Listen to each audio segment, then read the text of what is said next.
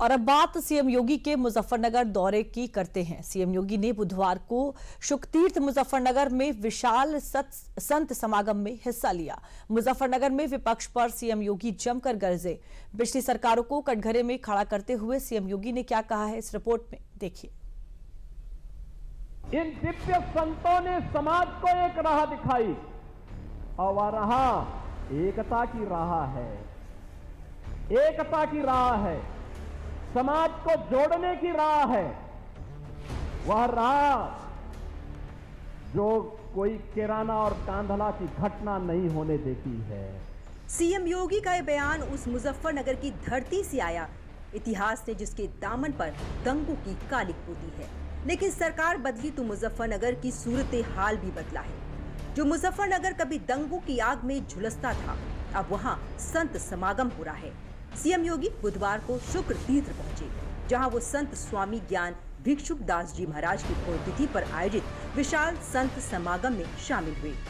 इतिहास में कांधला और कैराना जैसी घटनाओं का जिक्र कर सीएम योगी ने इन्हीं संतों की दिखाई राह पर यूपी की जनता को सुरक्षा और संरक्षण की गारंटी दी। वह राह जो कोई किराना और कांधला की घटना नहीं होने देती है, ये वही राह है जो हमें सुरक्षा की गारंटी भी देती है, हमारा संरक्षण की गारंटी भी देती है, हमारे उत्थान का मार्ग भी प्रशस्त करती है और सम और विषम परिस्थितियों में हमें लड़ने की भी प्रेरणा प्रदान करती है। और यही तो कार्य सदगुरु रविदास जी महाराज की इस प्रेरणा को आगे बढ़ाने का काम किया है इस सुख तीर्थ में संत स्वामी ज्ञान भिक्षुक दास जी महाराज ने। इशारों इशारों में सीएम योगी का निशाना पहले की उन सरकारों पर था जिनको कांधला और कैराना जैसी घटनाओं का जिम्मेदार माना जाता है। लेकिन योगी मॉडल में यूपी की तस्वीर बदल चुकी है। अब यूपी में दंगों की जगह संत समागम होता है और अब यूपी संतों की दिखाई उस राह पर चलता है जिसकी बदौलत कभी देश ने विदेशी आक्रांताओं से पार पाया था। जब हम पूज्य संतों की परंपरा की बात करते हैं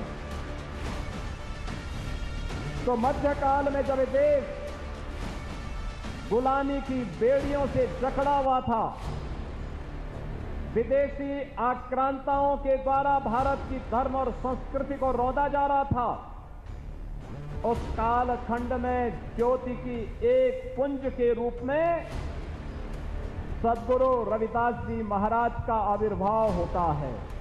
काशी में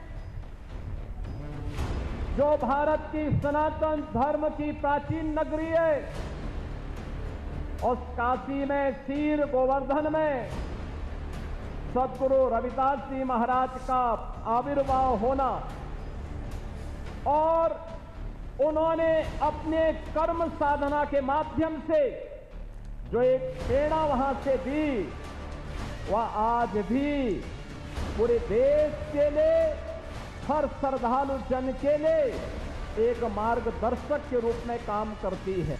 मुजफ्फरनगर की धरती से सीएम योगी ने पहले की सरकारों पर बाबा साहेब भीमराव अंबेडकर को भी सम्मान न देने का आरोप लगाया। साथ ही ये भी बताया कि कैसे मोदी सरकार में बाबा साहेब की स्मृतियों को संजोकर उन्हें सम्मान दिया गया। यह देश 1947 में आजाद हुआ। बाबा साहब डॉक्टर भीमराव अंबेडकर जी ने इस देश को एक संविधान दिया, लेकिन आजादी के बाद बाबा साहब भीमराव अंबेडकर को जो सम्मान मिलना चाहिए था, वह सम्मान पिछली सरकारों ने नहीं दिया। पहली बार बाबा साहब के नाम पर पंच तीर्थों का निर्माण प्रधानमंत्री मोदी जी ने किया। एक पंच तीर्थ जहां पे बाबा साहब का जन्म हुआ था, मऊ मध्य प्रदेश में, वहां पर भव्य स्मारक बाबा साहब भीमराव अंबेडकर का बन चुका है।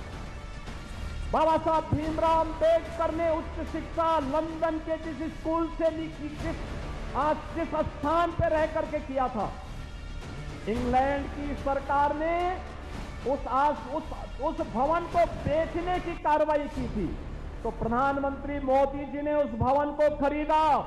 सीएम योगी बुधवार को जब मुजफ्फरनगर के दौरे पर थे तो उन्होंने कई बड़े ऐलान भी किए। सीएम योगी ने कहा कि तीर्थ में संत रविदास और ज्ञान भिक्षुक दास की मूर्तियां लगेंगी।